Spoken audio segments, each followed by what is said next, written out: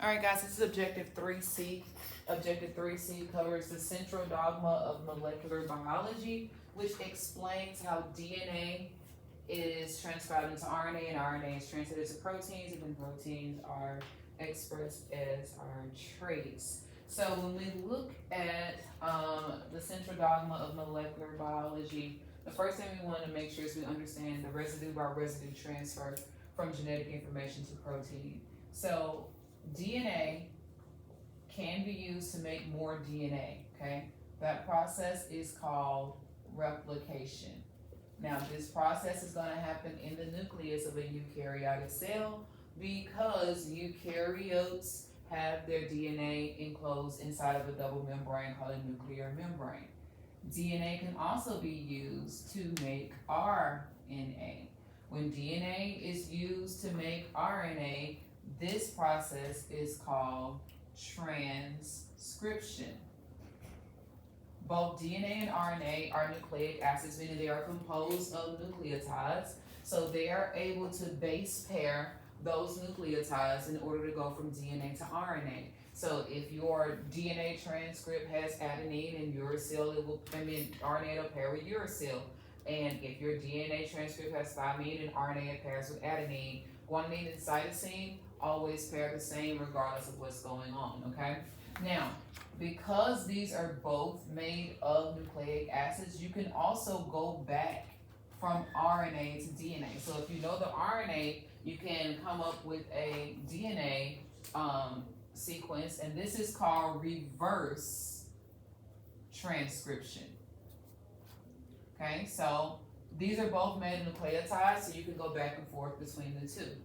Now the RNA can then be used to make a protein. The process of going from RNA to protein, that is called translation.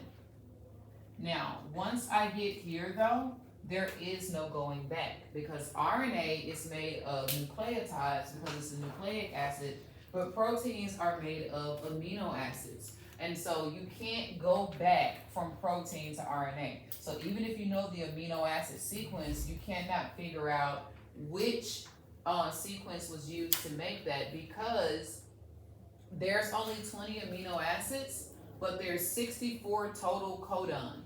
Now a codon is a set of 3 bases that are used to determine what the sequence means as far as which amino acid it compares with. For instance, if I have the mRNA codon AUG, so that's 3 bases, a codon is 3 bases, then this is going to be equivalent to the amino acid methionine, okay? So there's only one way to get methionine, but for other amino acids, there's more than one code that gives you the same amino acid. So since there's more than one code, when I know the amino acid, I don't know which code gave me that specific amino acid. So because of that, there is no reverse translation. So I can go from DNA to DNA in replication, from base pairing of nucleic acids, of the nucleotides. I can go from DNA to RNA, and I can go from RNA back to DNA. Again, this is all due to base pairing of the nucleotides and the nucleic acid. And I can go from RNA to protein because the ribosome is able to translate the messenger RNA code into an amino acid sequence using tRNA, and the ribosome itself is made up of rRNA or ribosomal RNA. So that allows me to go from RNA to protein, but I cannot go back to back to RNA from the protein because most amino acids, in fact, there's only 2 of the 20 amino acids, but all the other amino acids have more than one code that gives you the same amino acid, and that is a fail-safe against mutations. Now, when I look at the eukaryotic cell, this wonderful artwork here, I can put these processes in the correct location. So since DNA is transcribed to RNA and DNA is in the nucleus, I know that transcription has to occur in the nucleus. This is because DNA is confined to the nucleus, but RNA can actually leave the nucleus. So if I have bases in this double helix, this represents the DNA. The bases in here would be adenine, thymine, guanine, cytosine, right?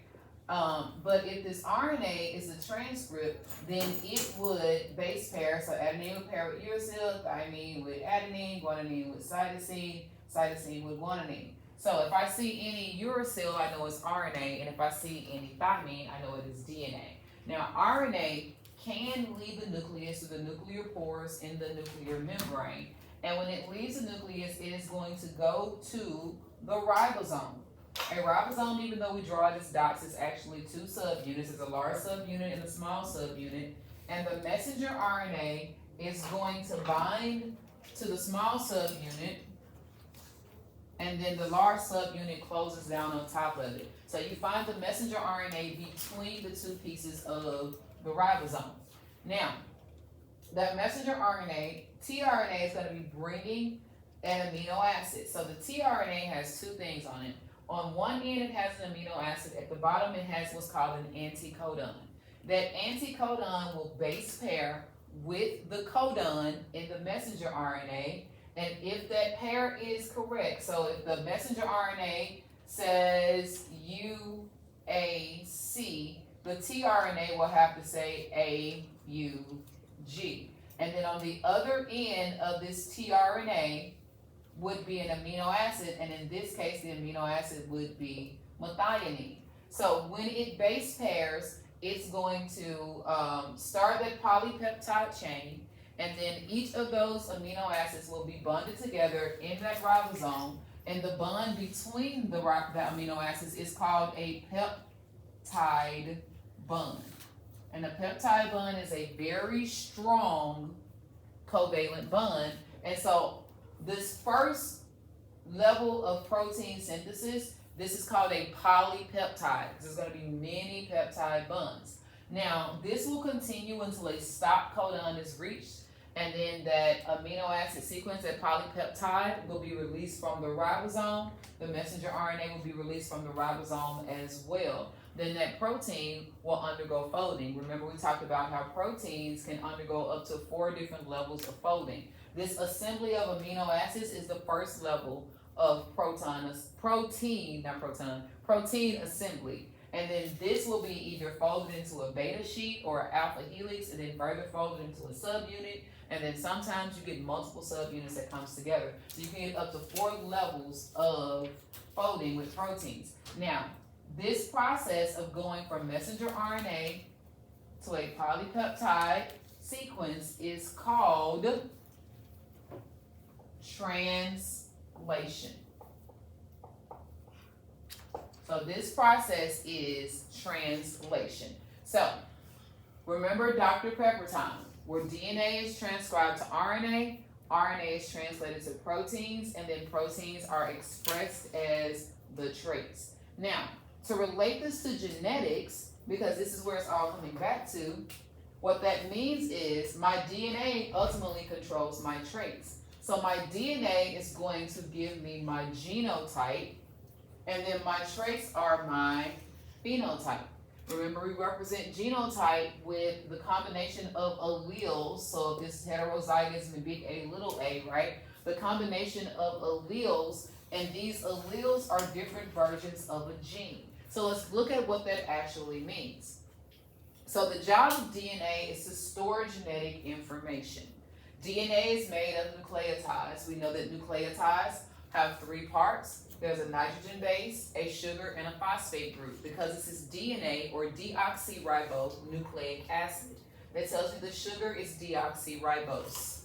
In addition to the sugar being deoxyribose, the nitrogen bases that can be used are either going to be adenine, thymine, guanine, or cytosine. Those are 4 nitrogen bases that can be used. Adenine can base pair to thymine, guanine can base pair to cytosine. Ultimately, what happens is a purine pairs with a pyrimidine. All right, so you cut the pie, which means that cytosine and thymine are pyrimidines, or you're pure as gold, which means adenine and guanine are purines. So guanine or purine pairs with cytosine, a pyrimidine. Adenine or purine pairs with thymine, which is a pyrimidine. Now, this is the structure of a DNA nucleotide, and when they come together, they form multiple bonds, which makes them a polynucleotide, 2-stranded double helix DNA. Now, for every strand of DNA, so if I have a chromosome, this chromosome contains one strand of DNA.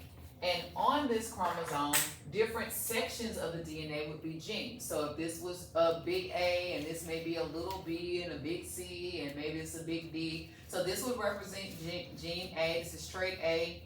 This is for trait B, C, and trait D. So maybe this is hair color. This may be eye color. This may be height, a gene for height. This may be a gene for, being able to break down lactose. So it could be for the enzyme lactase. It does, but each one of those sections of DNA is a gene, and your genes are what ultimately control your traits. So a chromosome is made up of one strand of DNA, and then the different sections on that DNA control different traits are called genes. Now, again, in a eukaryotic cell, this DNA stays in the nucleus, and this DNA has the genetic code for your traits.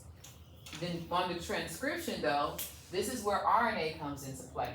Since DNA can't leave the nucleus, and the ribosome is the organelle that knows how to translate the message to make the proteins, DNA sends the ribosome a message in the form of RNA, specifically messenger RNA. RNA can leave the nucleus. RNA is also made of nucleotides, but the difference is this is ribonucleic acid. So the sugar is ribose, and adenine, guanine, and cytosine are still the bases that are used, but instead of thymine, RNA uses uracil as that other base. So adenine would bond to uracil, or base pair with uracil in RNA. Now, RNA can leave the nucleus, so DNA writes a message or transcribes the genetic code in the form of mRNA, which is messenger RNA. So messenger RNA is created in the nucleus, and it goes to the ribosomes, and the ribosomes are located in the cytoplasm. The ribosome itself is composed mostly of rRNA, or ribosomal RNA. This is assembled by the nucleolus. The nucleolus makes the ribosomal subunits in the nucleus, and then those parts of the ribosome also exit the nucleus.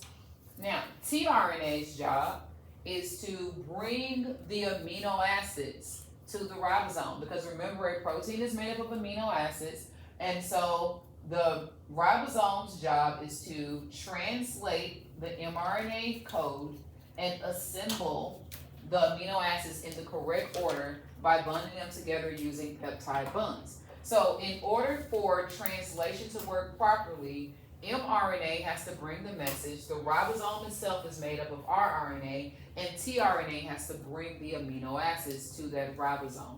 The ribosome is the organelle that is responsible for reading the code and translating it into an amino acid sequence.